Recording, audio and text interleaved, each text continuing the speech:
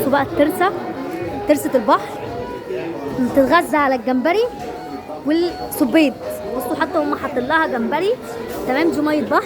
عايزه اقول لكم ان هم هنا اصلا مش بيموتوها ولا بيذبحوها عشان الناس بس اللي بيحسوا ان هي بتتذبح وبتموت هنا ويبيعوها، لا، هي بتطلع مع الصيادين وبيسيبها شويه تاكل وتبقى كويسه وبيرجعها تاني الميه.